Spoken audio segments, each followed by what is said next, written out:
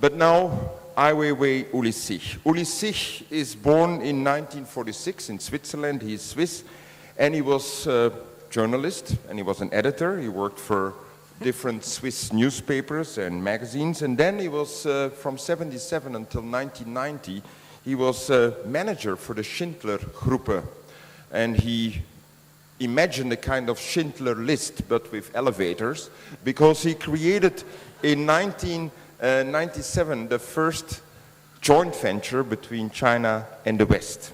And then after that, because he was so experienced, Switzerland asked him to become ambassador for Mongolia, North Korea, and of course China. And he was an ambassador for Switzerland from 1995 until 1999. And in 1995, he met in China, in Beijing, for the very first time, Ai Weiwei. And after that, we all know that Uli Sigg accomplished the biggest collection of Chinese contemporary art, and he and his wife created this magic title, Mahjong, and we will ask him why this title was called by Rita and Uli Sigg Mahjong.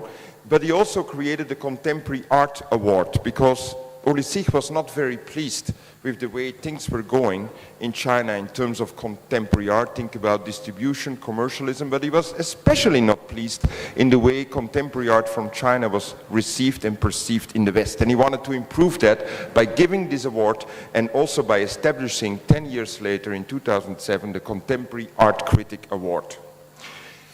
Uli Sigg is here with us because he's the best friend of Weiwei, and he introduced us to Ai Weiwei. And Ai Weiwei, I do not need to introduce him anymore. I just want to say he's here again. Welcome. Thank you.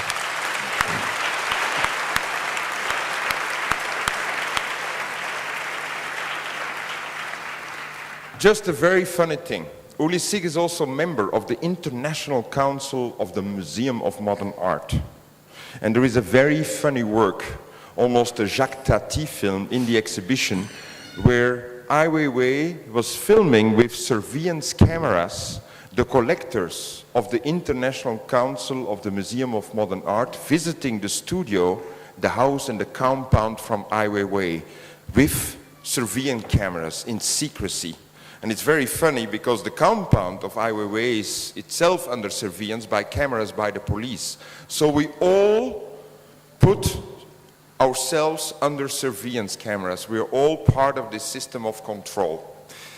Uli, were you filmed by Ai Weiwei's surveillance cameras as well? Because you're a member of the International Council. And how did people react to that? Did they know?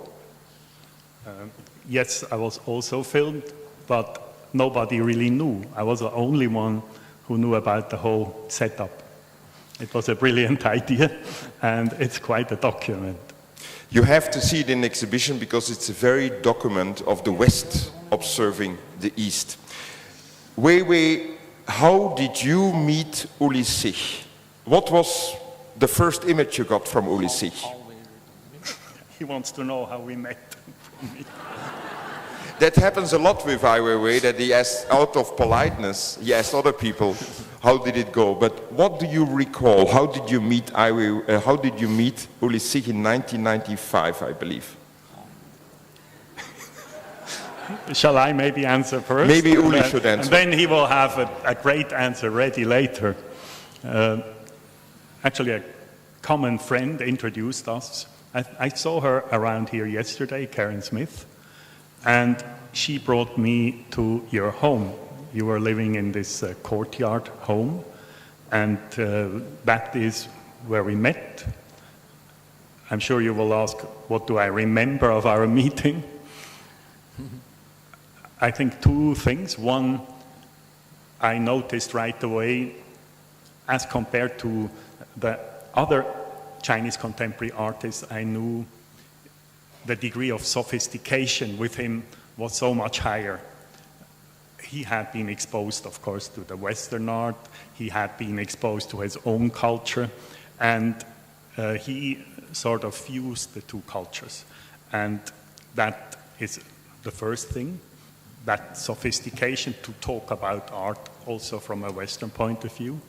And the second thing, I remember quite well, we were talking not so much about art, but about his dealing in Chinese antiques. And I saw on one hand this work, I think it was somewhere here projected, this Coca-Cola We can vase. look at it again. It's the Neolithical vase which Ai Weiwei changed with the sign of Coca-Cola.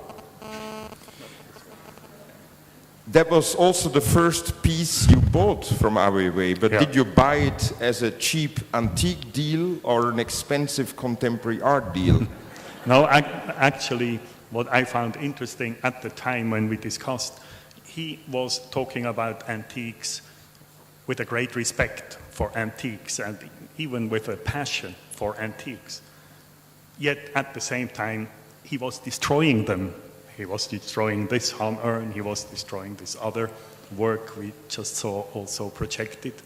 And I noticed in him, even though he had lived a long time in the West, this phenomenon which I had noticed with many Chinese in many negotiations I had through many years, that they have this capacity to fuse what for us in the West seems a contradiction, you know, like loving antiques but destroying them at the same time. And I had this question for years, that in China, or let's start here, a thing is either this or it's that. Not so in China. It can be this and that. And how to fuse these contradictions, I thought, you know, the future would allow me to have this explained by this person. Also, it was not so difficult to develop amicable feelings with him. Maybe Ai Weiwei, you can explain to us what you explained to Uli Sigg, because I still do not understand it. What were you doing? Collecting antiques, destructing antiques, or making contemporary art?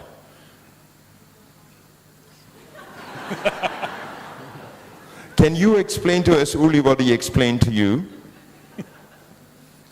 Well, it's, you know, you see how difficult it is to extract some meaning from him. And maybe I explain in a different way. You know, he comes across as a very friendly person, like a certain bonhomme, as we would say.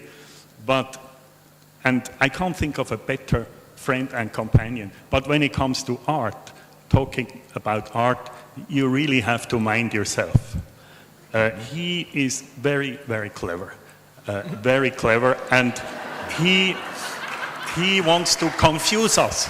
He wants to confuse us with these works. Mm-hmm. We could go on forever, but he wants to confuse us. This is important to know. I will play a trick now with Ai Weiwei. Ai Weiwei, is this a real Neolithical vase? Yes or no? I tricked you. Yes. Okay.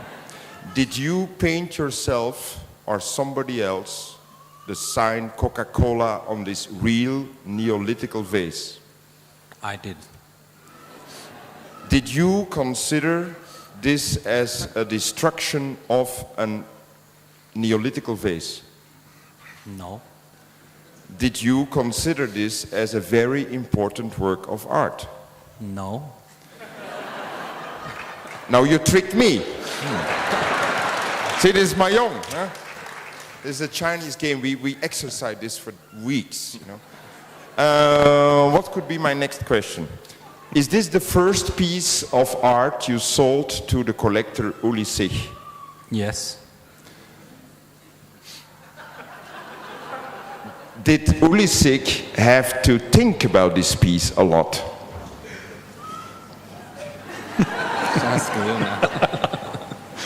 Yes, I thought about it a lot. And in fact, it was the first time after we got to know each other, we have inevitably also to talk about the price.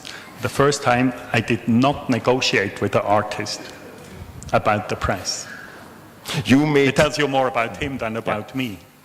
You have in your collection other similar pieces. Maybe we can take one of the next slides, because Ai Weiwei also created pieces with many, many vases.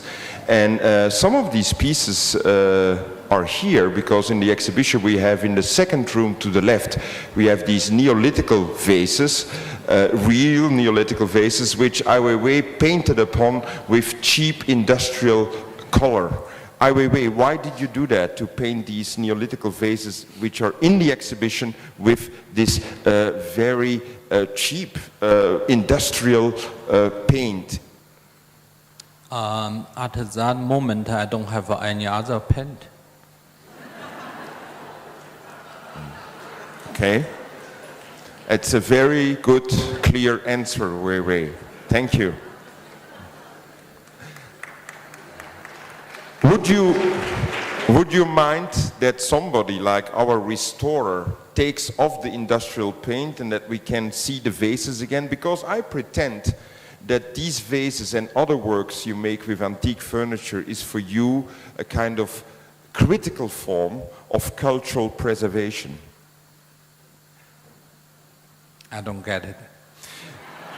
What I want to ask you is, because in China you have maybe a different concept of antiques than we do, and that you have also, of course, you have had these problems with the destruction of certain objects which are, let's say, proof of the rich cultural past, that in a way you want to preserve your own culture in a different way than we are used to. When I painted it, I don't see it as any, I don't relate it to culture, but I paint a vase, just a vase. Mm-hmm. Uli, we have here another piece, I believe. Can you describe that piece? You mean of the same type? Yes. This one. Mm-hmm.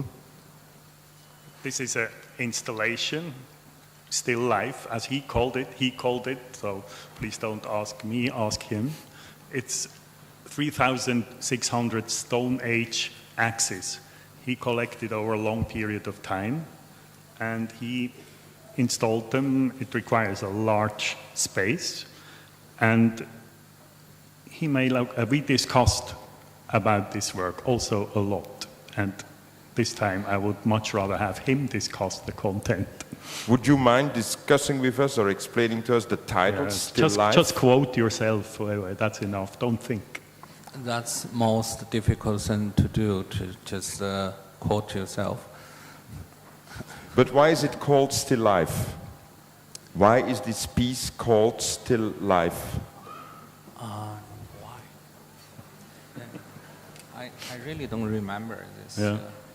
We discussed also about the name for this thing, and it's a very complex work. It touches on a number of things, like can you export, for instance, relics? Is this a contemporary work? Is this a work consisting of relics? Is it an artwork at all? It was about all these issues at the same time. Mm-hmm. Then you bought also some works created by Ai Weiwei where he changes old furniture. Can you show us the table, which is a little bit further up? Because we have also these kind of pieces in the exhibition. This piece is called Table with Two Legs on the Wall of 1997. I'm going to try to ask Ai Weiwei again. Ai Weiwei, I don't want to know why is it called Table with Two Legs on the Wall, because that I can explain myself. But what are you doing here? In which way is this different from the work with the vases? The vases are painted, and this is cut. And that I understand as well. You're not working alone. You work with a team of specialized people who you admire a lot. how important it is for you to use these traditional techniques, because you could also do this with laser scans and other whatever techniques, but why do you want to use these very old techniques, which, by the way, you're all going to see as of October 22nd at the Pinakothek de Moderne in a fabulous exhibition about wood techniques in China, in Chinese architecture. Why do you really want to use, in this case and in many other instances, these old techniques? Because we have those techniques, and all those carpenters are trained with those techniques. But in the modern construction job, they just use the machine, and then those are getting lost. So I think it would be nice to find some task for them to do, and to really to apply what they are familiar with. And when you start think about this piece, do you then think immediately about which kind of techniques you want to use, or is it you leave it over to your assistants? They can do whatever they want. Are you supervising them? Are you controlling them? I have to work with them because they are not very familiar with the Ming techniques. So I have to introduce to them, and they have to take in those tables apart and to really learn from that. Mm-hmm. But it's very, all those carpenters are very intelligent, and they are very handy and skillful. I have been working with them over 10, 15 years. Mm-hmm. Now the next slide, Uli, map of China, is one of the most accomplished or one of the most complicated pieces. Because Ai Weiwei, how was this made? What kind of wood is it? Because this is a map, it's a form of a map, but it's different pieces of wood. Is that correct? Yes, this is wood from a destroyed temple in southern China. I realized the temple was built in this extremely rare wood, and I wonder why they built a temple to use such a nice wood. So I bought this whole temple structures from a dealer, antique dealer.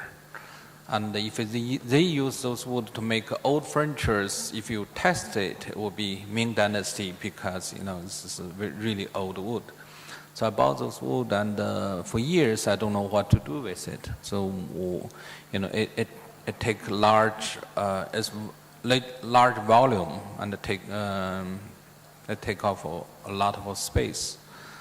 So then I thought I better make some artwork out of it. So it is a way also here of a critical form of cultural preservation. I don't understand it. Whenever you mention cultural, I'm a little bit scared. Because these pieces of wood, which are very rare, and these Neolithical vases, which are very rare, I suppose, they are floating on official and not so official markets. They are not pieces directly made public, because they are often, more than often, in private hands. And do you want to give back a piece of history, not a piece of mind, a piece of history back to the public by offering the public a chance to see these pieces, to perceive these pieces, also in a different way, in another constellation than just on the antique market or just at the auctions, as such that more people get to see these?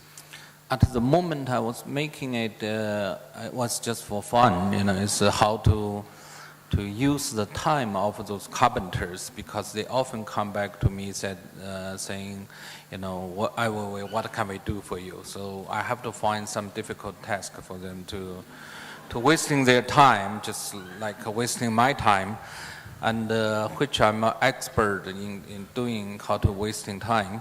You're an expert in wasting time. Right. So I often try to find some difficult task for them to do, but afterward they all laughing. They achieved it. They solved the problem. So I have to find another one. So you really create problems which other people have to solve. That sounds almost like a scientific process. Because this piece also reminds us of a scientific problem, namely, Uli, I believe that this piece was born out of a conversation you had with Weiwei. Oh, yes, that's right. Come on. See, now he remembers. Come on, tell us. It's very nice how you can extract some meaning from Weiwei. This work, we had a discussion once in Switzerland. I'm living in a lake, and we discussed about the mathematician Mandelbrot, about Benoit Mandelbrot. yeah, about Selbstähnlichkeit. I don't know in English. And if you apply this theory to a lake or a country, a map, or a country in real. For our English guest, the English title, Self-Ähnlichkeit in fractal theory is called self-similarity. Self-similarity. So what so fascinated me and what I discussed with him was that, for instance, the shore of this lake I'm living in is infinite in Mandelbrot's term, because the smaller, the preciser, the more detailed you look at a shore or a boundary of a country, the more you will find, the longer it is, and actually it's of infinite length in theory.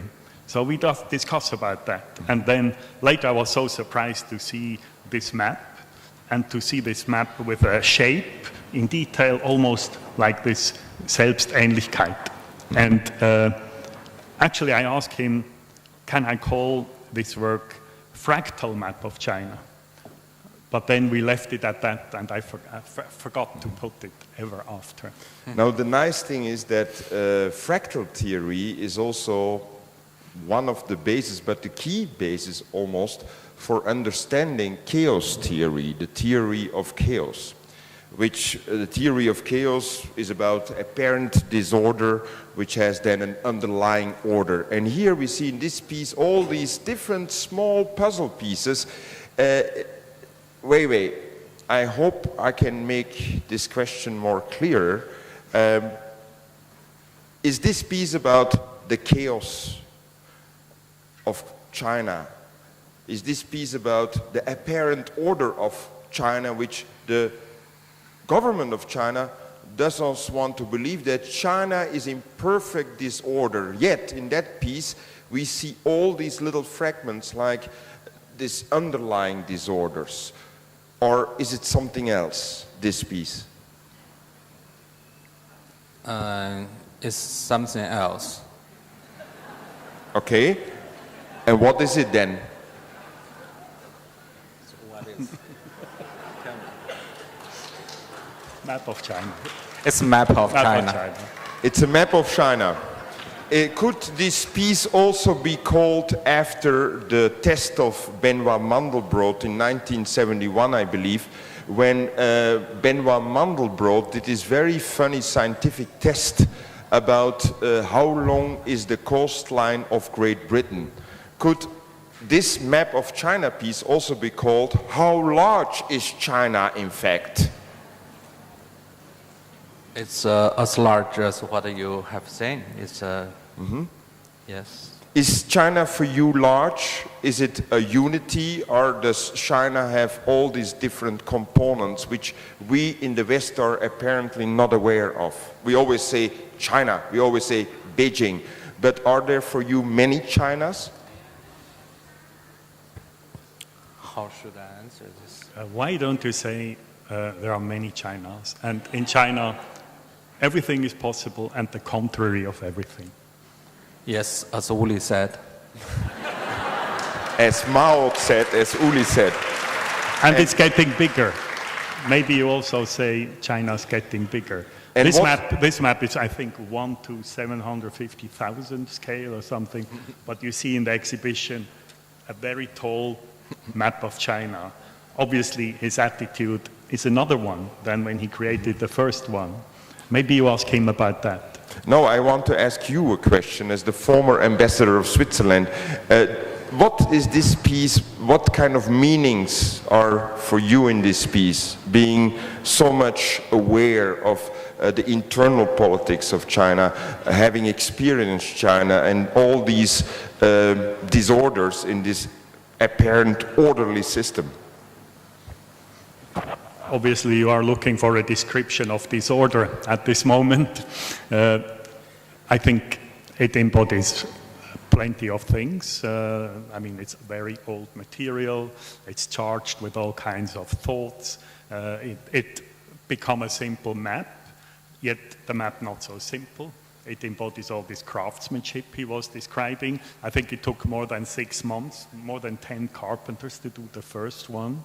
And actually, it's Greater China.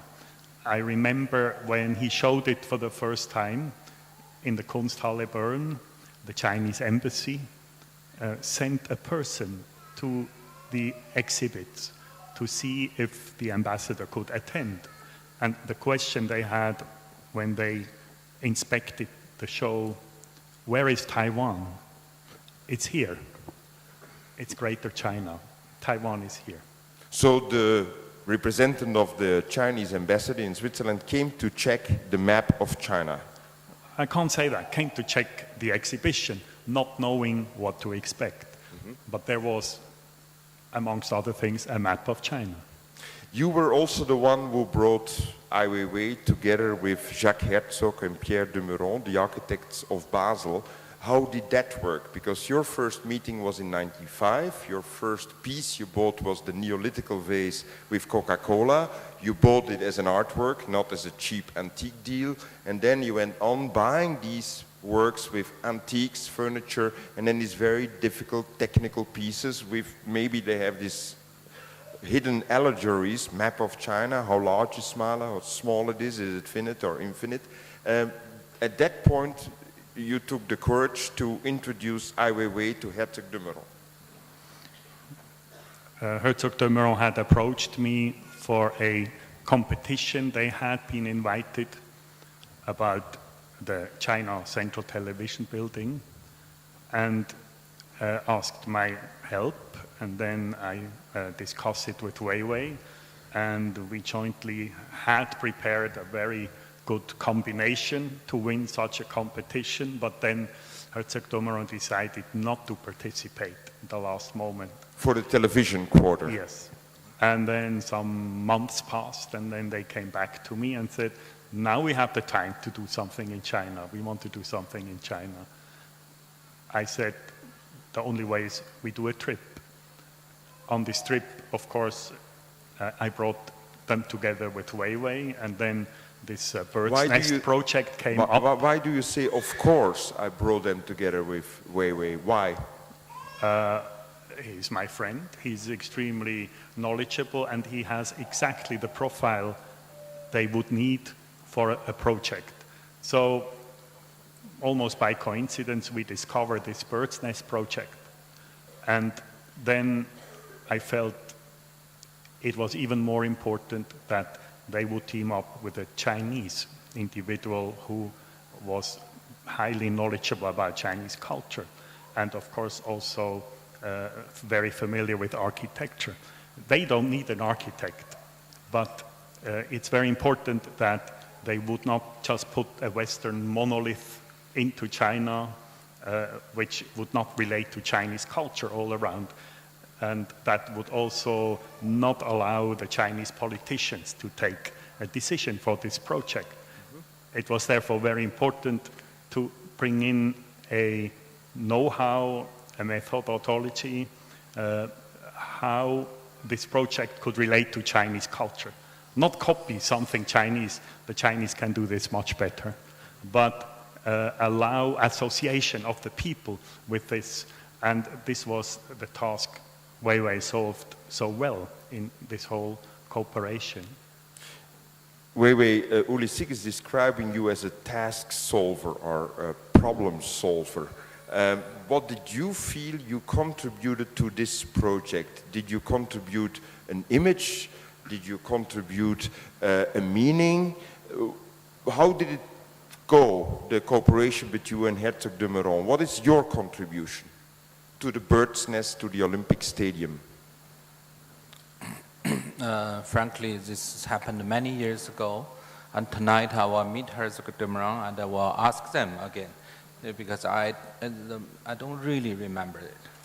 But what I think you do remember is the fact that once the bird's nest, the Olympic Stadium, was accomplished, that you took a distance, that you said, no, I do not want to be involved anymore. Do you remember that? Yes, clearly. So if you remember that, what went through your head in taking a distance? Because this must have been, in the first place, very difficult for you as a co-author of the building, but it must have been also a little bit difficult, or not, for both architects, Herzog de Meuron. Did you have to think a lot about taking a distance? No, all my decisions are made very easy, and I never think that, I never think complicatedly. I think it's an easy decision. You always have to renew your decision with each day's condition, and that's how I am. But did you inform Herzog de Meuron in Basel, your friends, your colleagues, beforehand that you were going to take distance in the press, or they had to learn through the international press that you were suddenly taking a distance? I made the decision, to talk to a press. I never know this is going to be internationally, big news there. The press made it as a big news. I just tell them my private feelings. I'm not so interested in state propaganda, and I'm not interested in sports either. So that's a surprise. Well, I have to learn from different kind of mistakes I made, but certainly later it turned out I made a good decision. My judgment has worked well, and I'm interested in that you said I have to learn from my mistakes. Did you feel that the templates in Kassel, when they were destroyed by the wind, did you feel that was a mistake, or was it something else? Something else which, happens, like one says, shit happens. What did you learn from the templates being destroyed by the wind? It's a mistake on my part. I never predict the wind in Germany can be so strong. But my mistake gave me a special position and a special stage to renew this template, to understand how much you can achieve from it. And how different, because Roger Burgel talked about that in German before yesterday night and this morning, about the way that he perceived the template different now from them. Do you now perceive the template different from when you left it in Kassel? It looks the same, but it's completely different work. So I like the hidden message in there. It can look exactly the same. The measurement, the photographics, but it's completely another work. But nobody would realize that. Mm-hmm. Last chapter, Uli Sigg, after meeting Ai Weiwei and discussing antiques and discussing fractal theory, and then discussing architecture and discussing the work of Herzog de Meuron, at some point you started, I suppose, to discuss politics with Ai Weiwei. And I recall that the past months you said often to me and to Ai Weiwei himself in the first place, watch out, don't go too far. Or I should not have told this to the public? You can tell anything. I may just choose to, answer like Weiwei. But please complete the question. Oh, that's a smart one. How do you feel what's going on in terms of all this political action of Ai Weiwei? Sometimes you say, slow down. What kind of advice would you would you give him now? And how effective is his politics, the Weiwei politics, in your view, in your opinion? The question may much rather be, how effective is my advice? Not very effective, because I may caution him, and he would agree because the rationale says I'm right, but the next day he will go on doing what he feels he must do. Mm-hmm. What he does is very genuine, and it has nothing to do with media, except that, you know, they are a useful tool in his political discourse. It has nothing to do with just creating attention for him. I highly respect this kind of incentive to do what he's doing. I just think it is risky. I think that's enough about this complex from my side. Ai Weiwei. I think the riskiness make friends around me excited. I don't know. Uli is my coach of my life. Always warns me, and it's important to have friends you trust to tell you how dangerous that is. But I grew up in danger, and this kind of danger never. It's not a new danger. I was born with danger, so my effort is on this danger to disappear rather than staying there.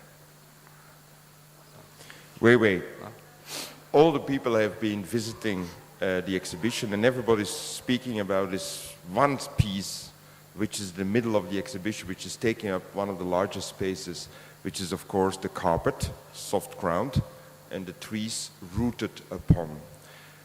When you explain to us this work, when you send us the sketches, we got really a difficulty to understand. And now that we have seen it, and it was upon installation, now it's finished and lit upon, and people are starting to visit it and use it, and some are invited to go on the carpet. I beg you not to do it, because with so many people it's almost impossible.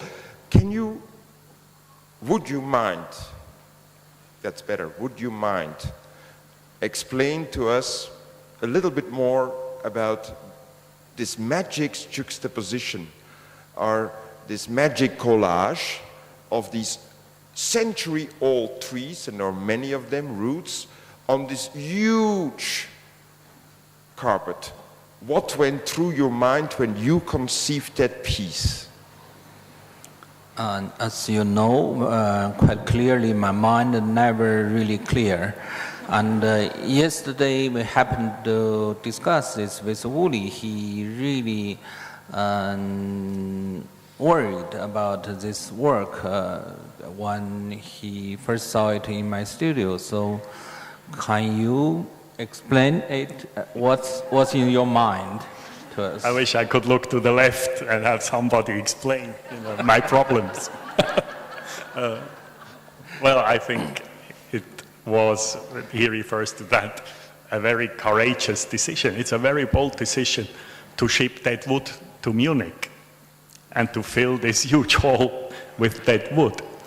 And it's what I said earlier. He wants to confuse us. Is this, or let me add, and then in addition to the dead wood, he adds this useless but beautiful carpet. Useless because the carpet just repeats what's underneath. So he wants to confuse us. And he is not a cynical person. Otherwise he maybe would just ship the dead wood in there. But he also is an artist with a conscience. So he goes into this tremendous effort of producing this huge carpet to add something for us there. And is it now a formal play? Is it about the power of nature? Is it about humiliating people versus, nature's art craft? It's about everything at the same time. That's what I would call the Confucianism of Ai Weiwei. In any case, what is not really confusing is the scale of the piece. Because your pieces are here, also in the Haus der Kunst, at least 3 of them are massive, they are big. Why that piece, which is highly poetical, the carpet with the dead trees, why did you want such a huge carpet? Why did you want so many trees? Why this idea of massiveness, of scale, of heaviness? What did you want to achieve with that? Why didn't you try it smaller? If I have a chance for next show, I will do smaller works. I promise. Yeah. But if I may add something, because my explanation maybe has been rather reaching too short. I think it's a fantastic work, and this work is as shallow as you are, Chris, or as deep as you are. It really challenges us to produce meaning for that kind of work, and for that kind of experience. Yes, and then a small portion remains, which may make us think he's a genius, or the contrary also possible. And that makes, I think, the Confucianism. That really makes his art. So we have to be artists in looking at the work. Very last question to Weiwei. Weiwei, being involved so much in quote-unquote politics, I mean, the Sichuan research is taking up a lot of time. You're going to publish in Die Zeit in November the names of the victims you have been able to research so far, and it's fantastic that the German media, like the Süddeutsche, which published your photo-roman, your photo novel yesterday, that Die Zeit is also giving you the occasion to make a work. With being involved so much in this political research, I don't want to call it just activist or just politics, do you still have time to make art? Or do you see that these 2 aspects, the research, the artworks, the exhibition making, are all interrelated? Or would you say, maybe I don't have time anymore to do all these exhibitions, I only want to consecrate my whole time to making politics? Well, I never see myself acted on architecture, art, or politics separately. I think it worked together. It's more like we have a heart, lungs, and other parts in our body. It supports each other, and it functions as one thing to make a life possible. So it is my way of understanding it. It doesn't serve a clear purpose, but it does have a strong emotion and needed skills to solve those appear to be problems. And once again, my mind is not very clear all the time, and I always want your advice. If I may add something. Yes. For me, what distinguishes him from these thousands of artists we all know, he's an artist who goes all the way. And there is only a handful of artists amongst these thousands of artists who are ready to go all the way. That means, for instance, in the case of the earthquake, yes, the earthquake happened. Many artists went to Sichuan. Many artists took photos. That's where the work ends for a lot of artists. Maybe they did better photos than the one out there, but that's it. Then, he's filming the whole situation. Yes, many artists go there and make a film. But then he starts to really dig into this project. He ponders about the issues. It's about the children. That's one of the many issues. He very cleverly insulates one issue and go into depth. and then a whole list evolves and whatever relates around this list. But then, in the end, he's able to create a very powerful image. He's still a visual artist, like this front outside. So the whole process, and this may be just the intermediate result, is a very powerful visual image, not the easy, simple solution as just displays on photos. So that's what I mean when I say he's an artist going all the way, and whatever he does, he goes all the way. Weiwei, when I hear Uli Sigg, he's not only a terrific collector, he's not only a terrific cultural politician almost, but he's also an amazing spokesman and coach. Did you ever make a work of art together? Yes, many of my ideas actually come from him. And, like the fairy tale work we discussed and many others, like the map of China. And because he's so generous, he said, well, maybe, I'm already a politician or diplomat, so maybe, I think somehow he used me for his own. Aha! Yeah. You make always at the end these very important statements. Right. Can I defend? What do you say? No, wait a minute. Obvious, Okay. See, they become alive right now, lively. Even I don't openly talk about it, the people would suspect it. So I better just, reveal it to the public. I think, I have been used by him to achieve his some other kind of ambitions. Uli Sigg, can you please, would you mind answering to this remark? Which is, of course, meant as I would say, a very nice provocation and an amazing homage to you. Well, actually, we have to be clear about this. He is the artist. And we all have great ideas. And I actually have great ideas, like we all, and many are better than many artists' ideas. But there is one difference. You have to do it. Il faut le faire, as the French say. That makes the artist. That makes the artist. Can make a bad artist, can make a good artist. But this is the difference. You have to do it. I didn't do it. You have to do it. What a happy end. What a happy end.